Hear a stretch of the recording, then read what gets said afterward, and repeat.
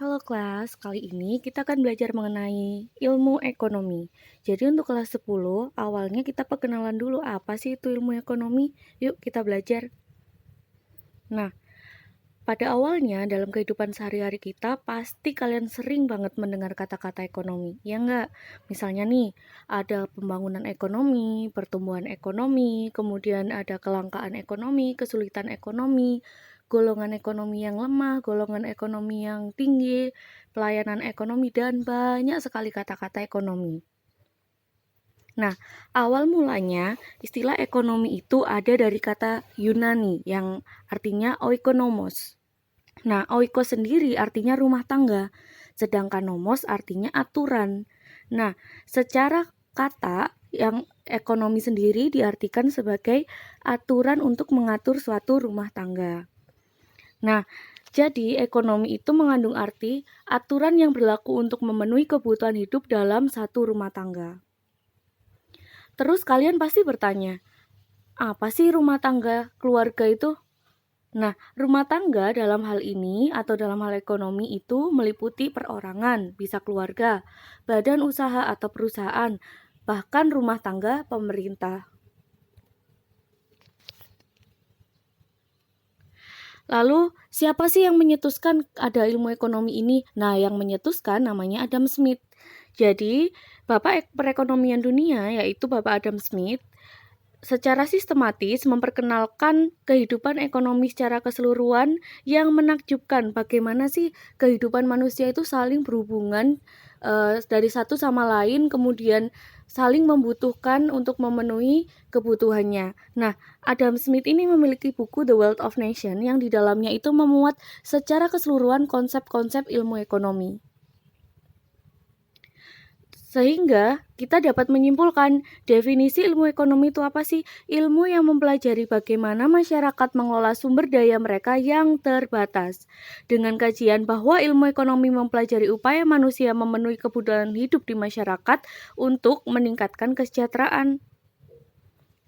Sehingga menurut para ahli ekonomi sebenarnya masyarakat ekonomi itu terbagi ke dalam dua golongan besar, yaitu masyarakat produsen dan konsumen. Kalau produsen berarti orangnya itu memproduksi atau membuat sesuatu dengan tujuan untuk mencapai keuntungan atau untuk memperoleh laba. Sedangkan konsumen tujuannya untuk memaksimalkan kepuasan dengan mengkonsumsi barang atau jasa yang dihasilkan para produsen.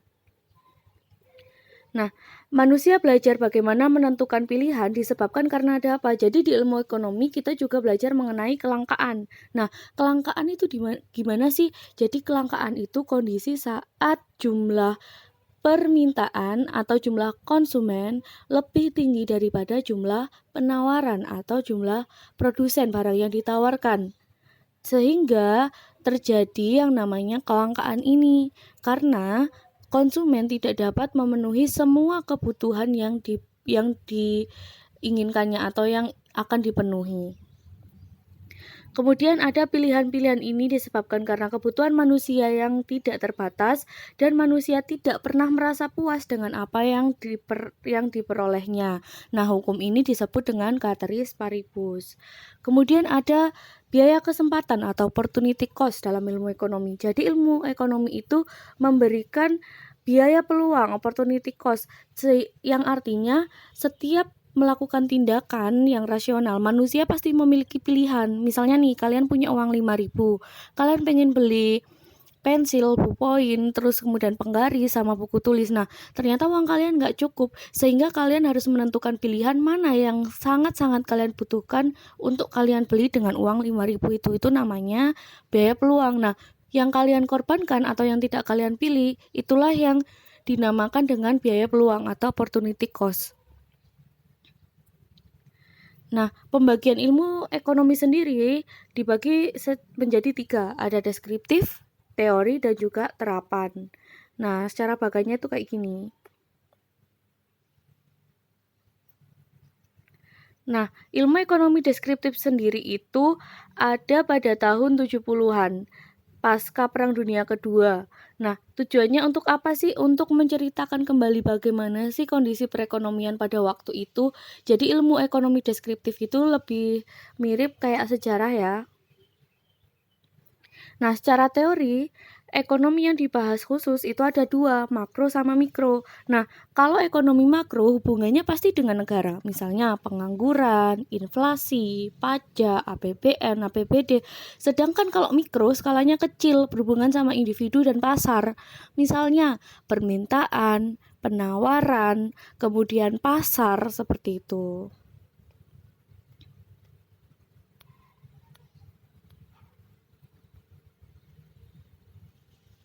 Nah ini, mikroekonomi. Ada pembentukan harga, rumah tangga konsumen, rumah tangga produsen, sedangkan kalau makro mempelajari keseluruhan untuk kekuatan dari suatu negara, kekuatan perekonomian.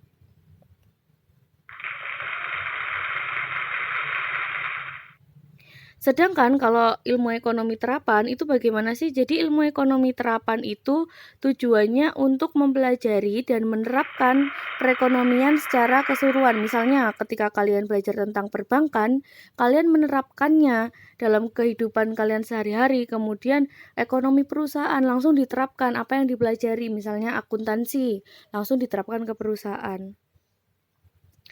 Kemudian ruang lingkup ekonomi, ada yang mikroekonomi sama makroekonomi yang tadi. Nah, mikroekonomi sendiri hubungannya sama individu dalam membuat keputusan. Misalnya kalian ingin berkonsumsi apa? Kalau makro berarti hubungannya secara besar atau secara negara, misalnya pendapatan, kelangkaan, terus pengangguran, seperti itu. Nah, masalah pokok ekonomi itu ada apa sih? Ada 3. What, how, sama for whom. Kalau what, apa sih barang yang diproduksi? Jadi barangnya belum ada. Kemudian ada how. Gimana sih memproduksi barang itu? Setelah kamu punya ide, kamu pasti memikirkan kan bagaimana nih cara membuatnya. Nah, terus yang terakhir ada for whom, untuk siapa? Nah, kalau kamu sudah ada produksi barangnya atau barangnya sudah ada, nah kamu pasti memikirkan kan untuk siapa sih barang ini tuh diproduksi atau dipasarkan. Jadi kalau what itu belum ada produknya, kalau how itu sudah ada produknya dan kamu memikirkan bagaimana cara membuatnya, kalau for whom berhubungan dengan target pasar. Nah, di ekonomi, barang ekonomi itu ada 2. Ada barang dan juga ada jasa. Jadi, barang ekonomi yang disebut dengan goods atau barang itu berwujud gitu dan atau tidak berwujud tapi bisa digunakan untuk memenuhi kebutuhan masyarakat. Misalnya kalau yang berwujud itu ya mobil, tanah. Kalau yang tidak berwujud itu dia memiliki nilai. Tapi seolah-olah nilainya itu yang tertera kecil padahal sebenarnya besar. Misalnya nih, saham. Nah, kalian itu memiliki perusahaan secara tidak langsung, tapi seolah-olah saham itu kan kayak kertas biasa tidak memiliki nilai, padahal itu artinya nilainya lebih besar gitu. Terus kemudian ada jasa. Kalau jasa tidak dapat digolongkan sebagai suatu barang karena dia nggak punya wujud, terus hanya bersifat memberi kepuasan saja secara rohani. Misalnya yang bergerak di bidang jasa, apoteker, kemudian ada dokter, seperti itu. Tujuan mempelajari ilmu ekonomi itu untuk apa sih? Yang satu untuk memperbaiki cara berpikir yang membantu dalam mengambil keputusan. Jadi membantu kita untuk bersifat rasional. Misalnya kalau kita nggak butuh sesuatu ya udah nggak usah beli kayak gitu. Terus membantu memahami masyarakat. Nah kondisi masyarakat saat ini tuh gimana sih? Apa sih yang harus kita lakukan? Terus ada juga membantu memahami masalah-masalah global. Jadi yang ada di dunia tuh gimana sih? Misalnya nih, sekarang kan lagi pandemi, lagi COVID. Nah, kira-kira perekonomian secara global gimana? Apakah orang-orang itu perekonomiannya justru membaik atau memburuk? Kemudian bermanfaat dalam membangun masyarakat yang demokrasi. Nah, tujuannya mempelajari ilmu ekonomi sendiri itu untuk membuka wawasan kita bagaimana sih perekonomian yang ada di negara kita itu dan kita bisa mengemukakan pendapat untuk memberikan solusi misalnya jika ada permasalahan-permasalahan mengenai ekonomi. Nah, teori ekonomi. Yang pertama, interaksi di bidang pasar barang. Kemudian ada tingkah laku pembeli dan penjual. Yang ketiga, interaksi pasar faktor produksi. Itu yang kita akan pelajari. Interaksi pasar barang, berarti bertemunya penjual sama pembeli di pasar. Jadi benar-benar ada barangnya, kemudian kita melakukan tawar-menawar, seperti itu. Nah, tingkah laku pembeli dan penjual. Para pembeli dan penjual menjalankan kegiatan ekonomi secara rasional dengan asumsi atau dengan pemikiran jika seorang akan menggunakan sejumlah pendapatannya untuk membeli berbagai jenis barang yang dibutuhkannya.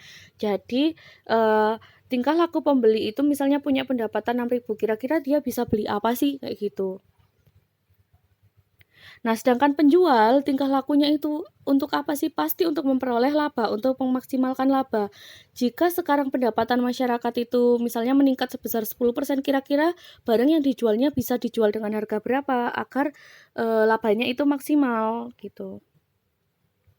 Interaksi di pasar faktor produksi. Nah, individu sebagai pemilik faktor produksi akan menawarkan faktor produksi untuk memperoleh pendapatan. Jadi, kita atau masyarakat itu dianggap sebagai pasar faktor produksi oleh produsen.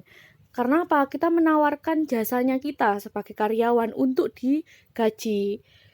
Nah, sebaliknya penjual membutuhkan faktor produksi untuk memproduksi barang dan jasa. Faktor produksi itu ada apa aja sih? Ada tenaga kerja, balas jasanya berupa upah atau gaji, kemudian ada modal, balas jasanya berupa bunga, terus ada tanah, balas jasanya berupa sewa, ada kewirausahaan, balas jasanya yaitu laba. Nah, ini circle ekonomi, diagram arus melingkar, siklus kegiatan ekonomi. Nah, itu bisa kalian lihat itu. Jadi ada pasar jasa dan barang, kemudian ada pasar faktor produksi. Ada rumah tangga perusahaan, ada juga rumah tangga produsen, seperti itu. Macam-macam motif ekonomi itu gimana sih? Jadi motif ekonomi itu alasan ataupun tujuan seseorang sehingga orang itu melakukan tindakan ekonomi. Nah, macam-macam motifnya ada apa aja? Ada motif memenuhi kebutuhan, ada motif memperoleh keuntungan, ada motif memperoleh penghargaan atau status ekonomi. Kemudian ada juga motif untuk memperoleh kekuasaan. Dan motif sosial untuk menolong sesama. Kemudian ada 10 prinsip ekonomi. Bagaimana sih cara masyarakat mengambil keputusan? Yang pertama, orang menghadapi masalah trade-off atau pertukaran, yaitu merelakan sesuatu untuk hal yang lain. Kadang untuk memperoleh sesuatu yang kita suka, kita harus menyerahkan hal lain juga yang kita suka. Biaya adalah apa yang harus dikorbankan untuk memperoleh sesuatu. Nah, karena adanya trade-off ini dalam mengambil keputusan, kita diminta untuk membandingkan biaya dan manfaat dari suatu tindakan yang kita jalani. Misalnya, kalau kita mau beli pensil sama ballpoint, nah kira-kira dengan harga pensil yang 3.000 dengan ballpoint harganya 5.000 lebih mahal, kalian lebih memilih mana? Biaya memang lebih mahal ballpoint, tapi secara manfaat, coba kalian rasakan, kalian lebih membutuhkan mana? Pensil atau ballpoint? Kalau kalian lebih membutuhkan ballpoint, ya berarti kalian akan membeli ballpoint karena kalian akan mendapatkan manfaat yang sesuai dengan harga yang kalian keluarkan atau sesuai dengan biaya yang kalian keluarkan. Orang yang rasional berpikir dengan konsep marginal, penyesuaian-penyesuaian kecil terhadap sebuah rencana kerja. Jadi kayak gini, biasanya orang-orang yang rasional itu tidak serta-merta ada diskon misalnya sekarang kan lagi banyak-banyakan promo nih di KFC, kemudian di Burger King gitu, terus ada promo di situ kita beli yuk gitu. Padahal sebenarnya kalian nggak butuh itu kalau lapar. Kalau lapar ya udah makan nasi aja. Nggak selalu setiap waktu kalian memanfaatkan diskon itu gitu.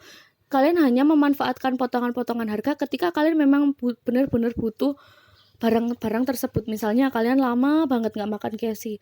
Nah, kebetulan di saat yang sama ada promo juga, kalian beli. Nah, berarti kalian rasional. Tapi ketika kalian selalu memanfaatkan promo, meskipun sebenarnya kalian itu tidak butuh, nah secara tidak langsung kalian itu sudah bersikap tidak rasional karena hanya mementingkan keinginan bukan kebutuhan. Kemudian orang memberikan reaksi terhadap masalah insentif. Perdagangan menguntungkan semua pihak. Bagaimana perdagangan mempengaruhi keluarga? Misal, ada keluarga yang sedang mencari pekerjaan, maka dia akan bersaing dengan keluarga yang akan mencari pekerjaan yang lain juga, kayak gitu. Terus pasar biasanya merupakan tempat yang baik untuk mengatur kegiatan ekonomi. Kenapa? Karena di situ terjadi interaksi. Ada penjual, ada pembeli, ada produsen, ada konsumen, ada tawar-menawar, dan ada kesepakatan harga. Kemudian, pemerintah itu kadang mampu memperbaiki hasil akhir mekanisme pasar. Standar hidup suatu negara bergantung pada kemampuan menghasilkan barang dan jasa. Itu kenapa suatu negara bisa dikatakan maju jika output yang dihasilkan itu meningkat atau bertambah signifikan jauh lebih banyak dibandingkan dengan tahun kemarin, dan angka pengangguran juga rendah. Kemudian pendapatan per kapita masyarakat tinggi. Harga-harga naik ketika pemerintah mencetak uang terlalu banyak. Nah, kenapa bisa begini? Karena ketika uang itu terlalu banyak beredar yang di masyarakat, otomatis tingkat konsumsi masyarakat itu akan tinggi kan. Nah, ketika tingkat konsumsi masyarakat itu tinggi, sedangkan barang yang tersedia itu tidak sepadan dengan apa yang dimau masyarakat, yang terjadi adalah yang tadi di awal, kelangkaan. Nah, ketika terjadi kelangkaan, akibatnya apa? Harga-harga barang itu tinggi. Contoh, awal-awal masa pandemi, semua orang berbondong-bondong untuk berburu membeli masker. Akibatnya apa? Harga masker yang semula 19.000 bisa sampai dengan 100.000, bahkan ada yang menjual hingga 1 juta per box gitu. Nah, itulah salah satu contohnya. Kemudian masyarakat menghadapi masalah trade-off antara inflasi dan pengangguran.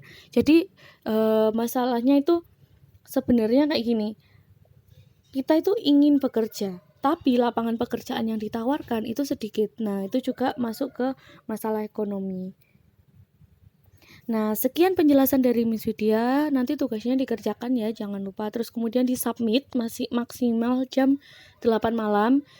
Jika ada yang kurang dimengerti atau misalnya Miss, saya tuh masih bingung soal ini, Miss, bisa banget chat Miss Widya, nanti Miss Widya akan jelaskan kembali.